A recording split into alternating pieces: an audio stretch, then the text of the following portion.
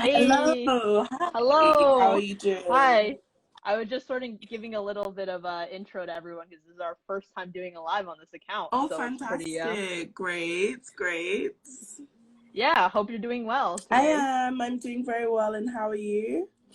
I'm doing awesome as well. I know we just talked yesterday, but always good to sort of follow up about these things. That's good. So That's good. yeah, so thank you so much for joining. We're talking about sort of expanding our influencer, marketing and everything. So this is great. I had a few like sort of questions and topics that I wanted to go over today, and I Sure. guess we can sort of go through those like one by one. So Okay.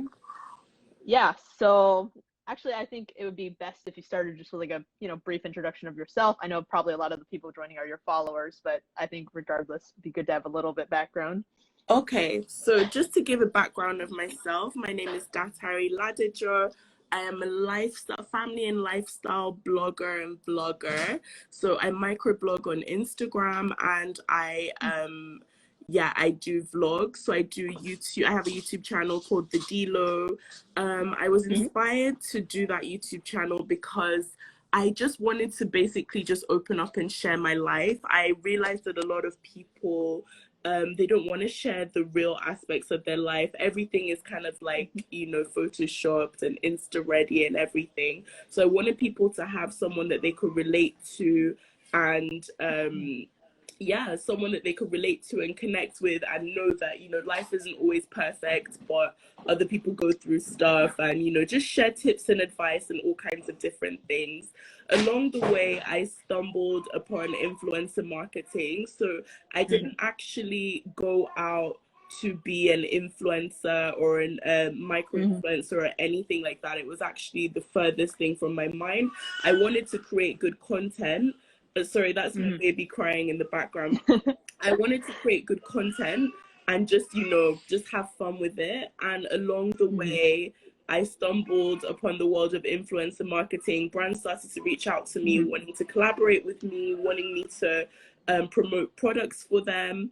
And I realized that, okay, why not share products with my followers that I use in my everyday life? And yeah, I kind of like Mhm. took it from there, really.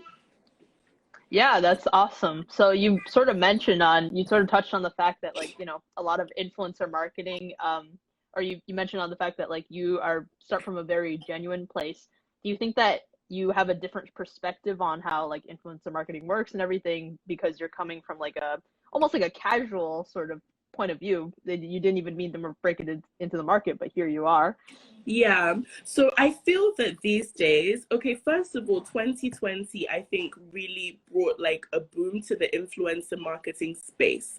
So a lot of people were on their computers, a lot of people were, on their phones, and they realized that, look, I can monetize my page, I can monetize my social Mhm. influence and actually work with brands. And it's something that people, can do. Anybody can do when you have a certain amount Mhm. of followers, a certain amount of engagement, and you're creating good content. So I think the beauty of stumbling upon it as opposed to having this intention of, oh, I want to be an influencer, is that influence or monetizing your influence is not just about getting free products or working with Mhm. brands. It's actually about sharing products that can benefit the lives of people that are following you. So this may not necessarily mean not all of them are going to be life-saving products. I mean, a lipstick is not going to save someone's life, but Mhm. it's really important. One thing that some influencers don't get is that you can't just pick up something just because it's free and start advertising it to people, because people are going to, number one, lose confidence in you and your opinion, and number two, if you turn your page into a sales page, which I'm very careful to not do. Even as of now, I have a backlog of brand promotions that I'm working Mhm. on, or but I'm like, look, I'm not going to be a walking advert. I'm not going to every day be like, Mhm. buy this, why don't you look at this? So with me personally, I only promote products that I genuinely like, number Mhm. one. And number two, that I've tried and tested. Like, I'm not just going to get a product and, just be like, okay, yeah, this is a good product, unless I've used it in my personal life, I've used it for my baby, or, I like the product. So maybe I bought it for myself, previously, and then a Yeah. brand sends me the same thing, then I may not, open it and use it, as of the time I'm posting. But I think it's very important that you should never Hmm. ever sell your influence, Hmm. for just a quick, a quick buck, or for some free products. Because at the end of the day, once people lose trust in you, it's almost like no one's foolish these days. And another thing about people also being on their phones a lot more and being connected is that people can see what other people are doing. So you can kind of tell when something is fake, and when you know that this brand doesn't, sorry, the brand that the influencer is working with doesn't Hmm. connect with, number one, the kind of content they do. So for example, now you're not going to see me, very unlikely are you going to see me, let's say for example, promoting a Harley Davidson and thrill seeking and riding, because it's something I've never done. If Hmm. I do it Yeah. out of the blue, my followers would just be like, what the hell is she doing? Like, what is she actually, what are you talking about? And then on the other hand as well, you also shouldn't be afraid to step out of your comfort zone and try new Mm. things and also promote new things as well. So although I mostly focus on motherhood and lifestyle content, I wouldn't be afraid to, try like a fashion product, for example, or, Hmm. something else. As long as I like the product and I feel good about it, I'm definitely open to share. And that's something that people that are in that influencer marketing space should definitely take on board. Yeah, we actually have a viewer question here. Someone was wondering, how long have you been working with brands? Like, how long have you been collaborating? Okay, so do you genuinely want to know how long I've been collaborating? I will let you guys in on a secret. I did my very first brand collaboration this year, 2020. My very first Wow. sponsored post brand collaboration this year, in, let's say, I think it was probably February this year, earlier on this year. And since then, I've probably worked with about 15 to 20 brands so far. Wow. Yeah. Mm. Wow, that's awesome. Yeah, so you sort of touched on parts of this, but I was wondering, like, are there any specific qualities when you see a brand like approaching you that makes you go, wow, I really want to work with this brand, other than just the pure value that it brings to your user base? Okay, so first of all, when I'm looking for a brand to work with, or when a brand approaches me, if it's a brand that, like I mentioned before, that I'm definitely not going to use in my everyday life, then I would Hmm. probably decline the invitation to promote their products. Also, I think not only of me, of brands that would be beneficial to the people that are following me, or products that would be Hmm. beneficial to their everyday lives. I think also the approach of the brand as well. I think in this day and age, if a brand just hits you up and tells you, in your DMs, something that sounds too good to be true, then it often is, or they Mm. just tell you to DM them. They're like, oh, we're interested, send me a DM. I'm like, no, if you're interested in me, come and engage me, tell me what you're offering. I think also as well, whether okay, let's go into gifting and paid, sponsorship. So in Yeah. terms of, being sponsored to post, post about products, I would only really accept gifted sponsorships if it's something that I genuinely love. I really want to establish a relationship with that brand, and I don't mind just having the product. The Hmm. value of the product is worth as much as, me being paid to post about that product. If not, I would advise anyone, get your coins, get paid, because people see content creation, and I think it's only now that people are trying to, or people are ascribing value to content creation. Before, I think people just think that you just get up, take a picture on your phone, and boom, you post it, and you're good to go. But it's absolutely the furthest thing from the truth. It is Hmm. really, really, it takes a lot of creative energy to create content. It really, really takes a lot of creative energy. It's Hmm. hard to think of something, I come mean, up it's with. just like art. Yeah, it is like art, seriously. And artists can be undervalued as well. So it's really difficult sometimes to come up with content and, think about it, post about it. I'm really not a picture person. Prior to this year, if you look at my Instagram page, you would see pictures of me like once in a while. But then when I started my journey on YouTube, Instagram kind of was an avenue for me to promote my YouTube channel. So it meant that I started to take pictures of myself a lot more. And I had to learn, first of all, the first pictures that I ever took, it was just like so amateur. But now, you know, I'm learning, I'm getting better. I'm still not there yet. I'm not like Instagram ready or Instagram glam. But I think that's also what people like as well, because I'm just me. Like, I'm just keeping it real out here. Yeah. And I think there is a place, don't get me wrong, there is actually a place for being, you know, primed and prepped and looking perfect and, you know, looking Insta ready. But for the kind of audience that I connect with, I'm looking for everyday women who are exactly, you know, like me. So I think they get it, they understand, and they forgive me for not always being perfect. And sometimes when I do stuff that's not perfect, I'll draw people's attention to it. I'll be like, look, you know, I tried to take this picture, it wasn't that nice, it didn't turn out that well, but hey, we're all learning. And yeah, stuff like that.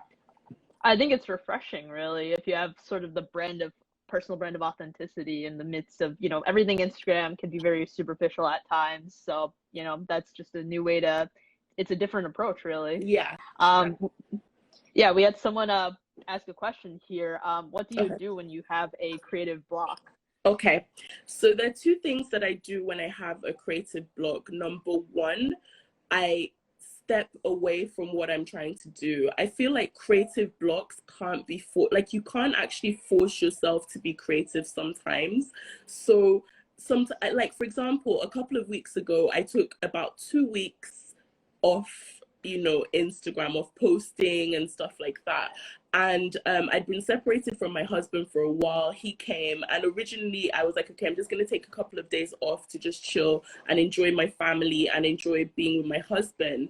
Then as time progressed, I decided to take more time off. And I realized that although I'm a creative person, sometimes you actually have brain fuzz, creative block, and it's okay. You don't have to. You're not a machine. You can actually Yeah. step away, take time off, and chill and live in the moment. Before that happened, actually, a series of events actually happened to me. So I was at my friend's house, I think the week before, and I think she was having a barbecue. So we were cooking and, you know, eating food. And I started filming everything that was going on. So filming the food, and something within me inside myself was like, listen, eat this food, don't film it, live in the moment, enjoy, you know, just being with your friend in her house, have a good time, have a laugh. And I did that. I put my phone down. I could have gotten some great content that day, but I just realized that there's some moments that are more important than capturing them for the gram. You know, there's some that, you know, even though you're a content creator and you do have people, the thing is also as well, when you start creating content, people expect you to put out stuff. So you have to find a balance, right? So there will be some moments where it doesn't feel right for you to put out things. For example, Yep. when my husband and I were separated, he was in a different country. I did a lot of content for my YouTube channel, and it showed us being separated. Now, ironically, when we were reunited, I thought I would film everything and show everyone how we're reunited. You know, this is what's going on now. But it didn't feel right to me in that moment. I felt like we deserved our privacy, and we, you know, deserved the time alone, and I just went with Yeah. it. So I think when you have a creative block, sometimes you have to go with your gut, go with your intuition. You have to also understand that perfection is something that you cannot always achieve. So sometimes you have to ask yourself, if you have a creative block, am I trying to be perfect? Now, I'm not advising that you put out crap content or you put out something that's not great or not your best, but understand that when you're creating content, it's a journey, it's progressive, and sometimes it's better to build up consistency. Like with me, I knew that I hadn't been creating content consistently prior to this year. So my first challenge to myself was to show up. And when I started showing up every day, you know, I think the pure fact of me showing up for myself meant that content started to flow and ideas started to flow. So I could have easily given up on myself and been like, oh, I'm having a creative block, you know, I'm having a brain fuzz, you know, let me take time off. So I had to push myself to show up. because I had been creating consistently and I had been showing up, I could recognize that, look, I was mentally tired. It wasn't like just me being lazy or me thinking this is hard, because guess what? Content creation is hard. It's just as hard as having a 9 to 5 job. So I think if you have a creator's block, either take time off, step away from what you're trying to create, or think about what your inspiration is. So for example, when I feel like I don't know what to put out or I don't know what to create, I think about, the people that I want to reach or the people that I want to talk to, and I think what their pain points are. So I think, what could they be going through today? Are they even going through a creator's block like me? And then I talk about it, I share about it. So yeah, you either step away or kind of dive right in and look and think less about you and the problems that you may be experiencing, and think more about the problems that the people that follow you are experiencing, and then just talk to them. So basically, like I said, creators block, even me having the creators block, I would share also as well. If I have a creators block, I may not post something on my feed, but I'll just get in my stories and just tell you how my day went. I think the most important thing is to, if you're not used to content creation or if it's something that's new to you, the best advice that I can give to anybody is please just show up for yourself. Give yourself that challenge, that if you decide that you're going to post every day, or if you decide that you're going to create content and you're going to put it out on a daily basis, please stick to that. Actually, what you were saying about content creation as a social media like influencer actually reminded me a lot of the creative process. I used to be big into like creative writing and stuff, and that's actually very similar. Writers like Stephen King, they just say like show up every day, right? Yeah. Like show up every day, but also know your limits, right? You have to be authentic, but also you have to be like true to yourself, but also true to your audience at the same time. Definitely. So it's really that perfect creative blend, it seems like. Definitely. And the thing is, when you show up, you will know when you're tired. You'll know when you're tired, and you'll know when you're chickening out. You have to actually show up to be able to recognize the difference between the two. Absolutely. We have a few more questions here that have queued up in the chat. So someone asks, what should someone know when they're first getting into influencer marketing? Okay. What do you think are the most important things? Okay, so the first thing that I would say that you should know if you want to embark on influencer marketing is, would you hire you? Would you want to work with you? I think you have to do an internal audit and actually go through. So say, for example, if you want to work with brands and your main platform is Instagram, go through your Instagram page and have a look and think, would I want to work with me? If it's all over the place and it looks like, your personal diary or, your personal photo album, then no, you're not going to be attractive to brands. So I would do an internal audit. And first of all, if you want to get into it, audit yourself and think, okay, even if my Instagram page isn't popping at the moment, what can I do to get it together and to attract the kind of brands that I want to work with. Also as well, believe in yourself. It's not just about the amount of followers that you have. The first brand reached out to me to collaborate with me and work with me when I had about definitely less than 3,000 followers. So even as of now, I don't even have up to 5,000 followers, but brands reach out to me at least a minimum of 3 times a week, but often every day a brand will reach out to me and want to work with me. And it then becomes, whether I want to work with them or not. Some of the brands are like just weird brands that I wouldn't want to work with, I'll be honest. But then I've gotten really, really good brands working with me. Right now, I'm in a 2-month partnership with a baby food company. I have quite a few partnerships coming up before the end of the year, and it was literally from also believing in myself and believing that my content is valuable. Second of all, I would say don't expect brands to come to you, or don't try and get into influencer marketing until you are putting out valuable content. Working with a brand is almost like the reward you get for putting out valuable content out there. Brands are not just going to look for you just because you have XYZ amount of followers, or because you have you're cute, you look good. They want you to be able to sell their product to your audience, or at least introduce the product to you know, your audience. So start doing it with Yeah. product. Yeah, so start doing it with products that you already use in your everyday life. So for example, now if I, you know, I buy a lipstick, I'm always going for lipstick. I don't know why that's my go-to example today. And I like it, I would share it and practice that way, you know, practice telling people about it. And then from there, you know, think about how I'm describing it, how I'm taking pictures of it. You know, even my Yeah. everyday life, I'll try and make mundane things a little bit more exciting and a little bit more glam. And yeah, you can get into influencer marketing that way.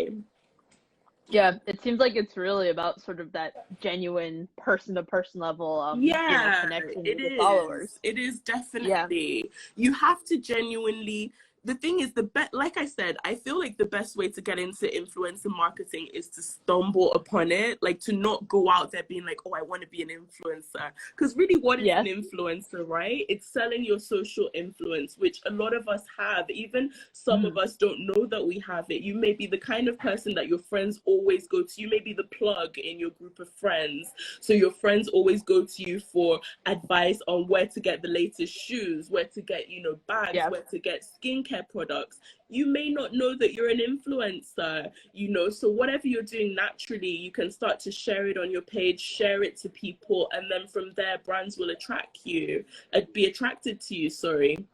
Also, you have to have some form of aesthetic. So in terms of colors on your page, Mm. if you do have an Instagram page, so start thinking more, if you want to get into influencer marketing, about like the kind of colors that you want to have on your page, the way you want to organize your page. You know, no one wants to see, a brand wants to see, when they look at your page now before working with you, they want to see themselves with you already. They want to see the end product. They Yeah. want to see the vision. That's what's going to make them trust you. Because at the end of the day, every brand has a budget, right? So they don't want to waste money. They don't want to send you a product and you don't market it well.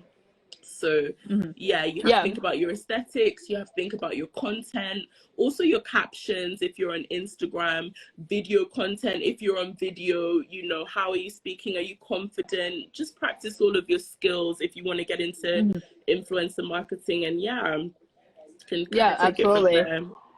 It's really like what you've said is really, it really resonates with me also because, you know, it's about social influence is not the same as just having followers. That's Mm-hmm. not really one of the same. And, you know, our company, we sort of draw on that social influence well. You know, we rely on the power of the individual to sort of get out there, do a charitable challenge, do some good in the world. That one person can have a lot of effect. And especially if their challenge is, you know, good content, if it resonates with other people, it Yeah. can really get out there. But it's really about you know, having heart in there, even though, like, you know, it is a business, as you said, but you have to approach it both professionally and personally in a way, which is what makes it, I guess, creative and interesting. Yeah. So yeah, so other than that, I've got some other questions here. So you've really, I think you've elaborated a lot at length, like what brands do for influencers. So I was wondering if you could touch a little bit also, you talked a little bit about this already, but what do you think influencer bring marketing can really bring to a brand? Like, what do you think the Okay. best impact? How do you think it's better than other forms of marketing? Okay, so first of all, influencer marketing, in my opinion, is the best form of marketing that you can have as a brand. And I'll elaborate on why I think that in a Hmm. minute. Also, another thing that people's brands shouldn't sleep on is smaller influencers. And I'm not saying it because Hmm. I'm one, but yeah, smaller influencers. So for example, these days, celebrities, so big Hollywood celebrities and stuff, you know, traditionally they were used to advertise products or services on behalf of brands.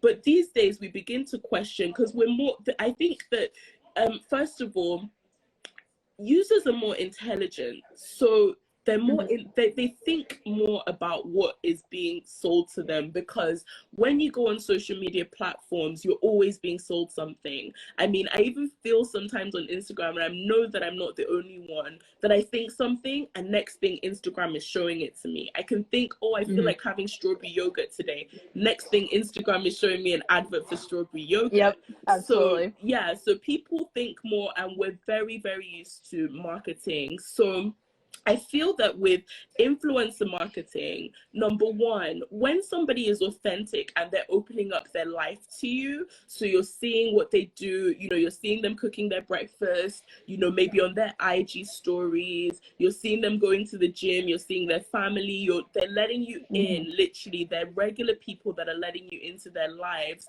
When you see a product that they're saying that they, you know, that they use, you're more likely going to go out and buy it. So I think one of the benefits of brands using influencers these days is conversion rate. So you don't want people to just see your product and think, oh, this is nice. You know, Kim Kardashian can advertise something and you may think, wow, this is nice. You know, this looks nice. Hmm. I would love to Yeah. have that one day. But number one, you may question whether Kim is actually selling it to you because she's just been paid to tell you that it's good. And Yep. number two, there's some kind of degree of separation that you may not feel if, for example, you are telling me about a product or I am telling somebody about a product. So influencer marketing in that regard is really, really invaluable for brands. Like I can't even emphasize how important Yeah. it is for brands to use influencers these days.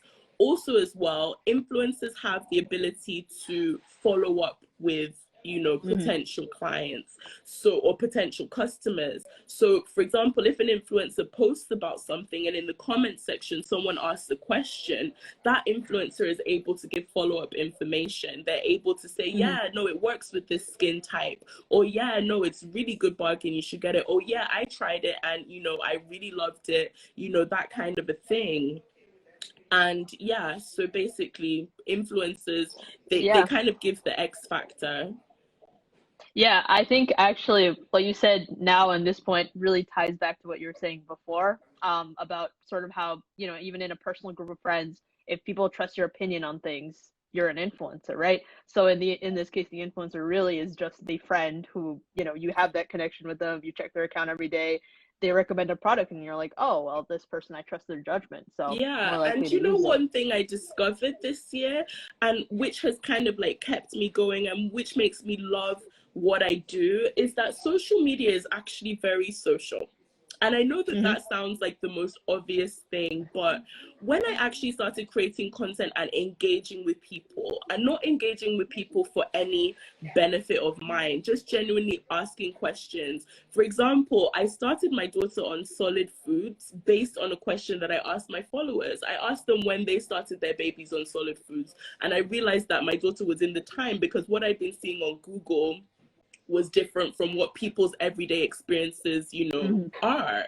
So social media is actually very social, and connecting with people, you know, you can actually build genuine connections. I have people that I've never met before who I genuinely like and have connected with, speak to. Even when you come out to, you know, post, you kind of get to know the people that you see every day, the people that are regular content creators, sorry, and it becomes like a little family. So social media is very social. Anybody that wants to get Hmm. into influencer marketing or wants to use influencers, you know, social media is not just it's not just this, it's not as bad as people make it out. People often talk about the evils of social media and how it's bad and how it causes people to aspire to things that they can't have and how it's damaging and how people are hooked. Hmm. And I did watch The Social Dilemma. I don't know whether you've watched it on Netflix. I And I haven't do, seen it.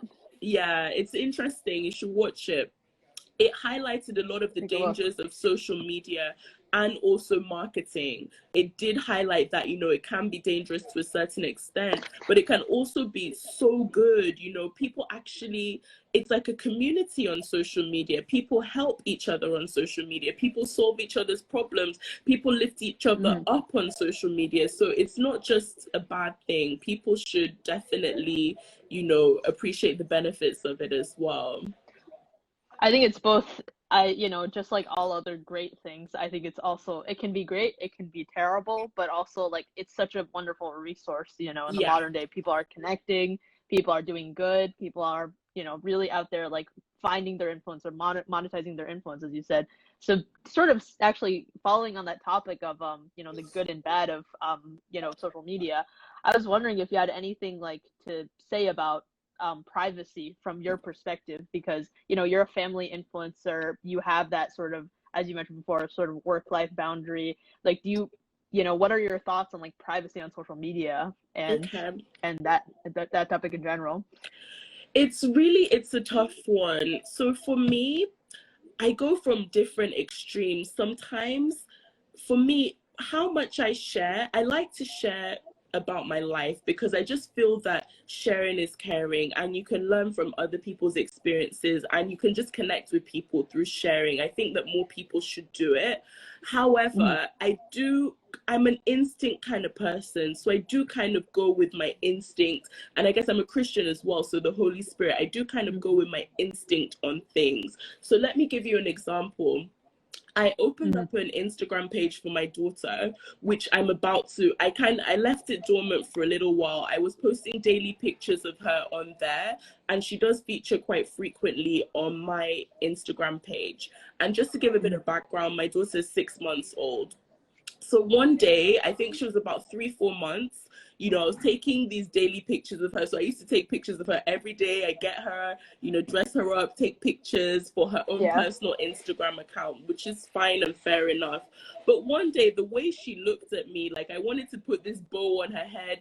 And although she's a baby and she probably doesn't understand what's going on, she gave me one look like, what the hell? I don't want to wear a bow today. Like, I just want to, like, she gave me one look and I picked up on it immediately. And guess what? I didn't Mhm. post a single picture on my daughter's Instagram page from then till now. She's been on my page, but I was like, you know what? I'm not gonna get up and dress my child every day, if it's gonna be stressful to her. So I just Yeah. feel that in terms of privacy, you control how much you share. You can be very open and very private at the same time. Also, for people that kind of, they do create content and they do want to still have that authenticity and connect with, their followers, and they want to share intimate parts of their life, understand that you don't have to share something at the point that you're going through it. Sometimes Mhm. you can share once you've, overcome a situation or you've passed through a situation. Sometimes when you open up in the middle of a situation, you may get some comments on social media, or you may get, some kind of responses that will Mhm. just set you all the way back, or that will just, make the situation way worse. Or also as well, you may be opening up too much of your life for people to see. But I just believe that it's all up to the individual, and don't let anybody tell you how much you should share. Honestly, I benefited so much from people being open and being honest on social media. So I would never tell anybody not to share. But the only thing that I would say is sometimes when you're going through a situation, ask yourself, am I ready to share about this situation now, Mhm. and take everything that comes with it, the good and the bad? If not, then I would wait, overcome it, and then share it with people if you feel comfortable doing so. Also, on the flip side, I have some friends that are so private, they don't have private accounts or they don't share on social media, and I respect that as Mhm. well. But Yeah. I feel that people shouldn't judge people either way. So, like, for example, sometimes I have mom guilt for putting my daughter on social media. I'm like, will she, one day turn around and look at me and be like, why'd you just put my whole life on blast? But then Yeah. I choose to look at it as almost like a memoir to her. I choose to look at it as my gift to her, that like, this is how much I love you. I'm always talking about you. I'm always sharing about you. And, you're a part of my life that I'm so proud of, and I share it with other people. Some people may look at that and be like, oh, she's putting her baby all over her Instagram, she's a bad mom, and I don't really care what they think. I feel that you have to have your own convictions and choose to live Mhm. life the way that you want to. If you feel that you want to be open on social media, do it. If you feel that you want to be private and you don't want people in, certain aspects of your life, do it, but whatever, don't live on life on your own terms. So for example, as part of my life and sharing my life and trying to help people, I wouldn't be authentic or true to myself if I didn't share my motherhood journey, Yeah. because that is the most important part of my life right now.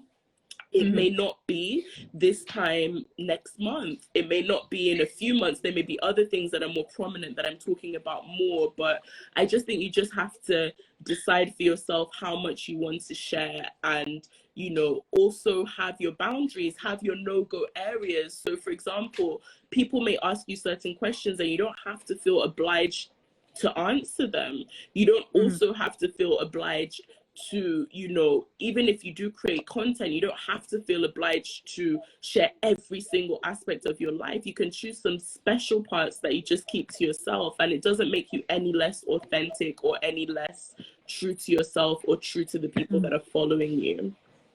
Yeah, absolutely. I think what you said about sort of sharing things like after the fact, maybe giving yourself a little time to process. I mean, there's multiple aspects to that. If you share in the moment, like it can be difficult if you're trying to make a difficult choice, if you're making a decision, you know, you don't necessarily want those outside voices to come in and, you know, decide for you or whatever. Mm-hmm. But and you know, there's also the factor of, you know, some things you may not have the energy and the time, you may not have the processing ability and the time.